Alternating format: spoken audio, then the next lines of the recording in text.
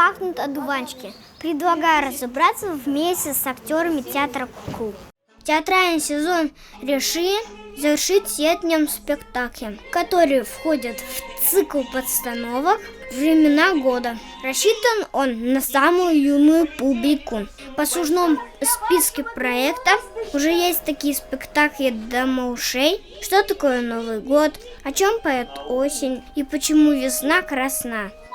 О чем был спектакль? Как пахнет одуванчик. Там были герои птички, как они вили гнездышки. Были трое персонажей: медведь, заяц и белка. Какой персонаж тебе больше понравился?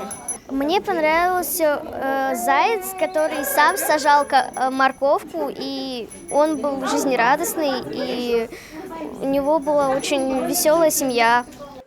Ранее они знакомили зрителей с осенью, потом зимой и весной. И вот теперь пришла пора рассказать, что такое лето. А летом герои отправляются на каникулы.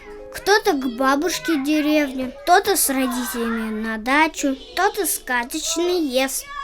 В этой постановке зрители тоже становятся участниками спектакля. Можно и нужно помогать персонажам сказки.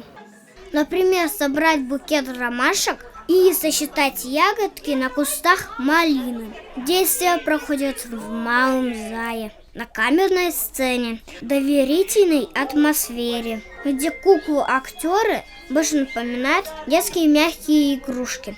Как тебе спектакль? Мне он так понравился.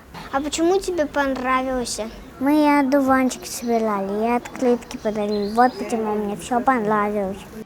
Спектакль «Чем пахнут одуванчики» учит детей самому главному в жизни – уметь дружить и заботиться друг о друге. Ведь об этом даже взрослые иногда забывают. На память всем зрителям остается вот такая открытка с одуванчиками. Спектакль завершается мастер-классом, так что идете вы домой с памятной поделкой. Денис Карпов, Рамазан Мусин, специально для Горы новостей.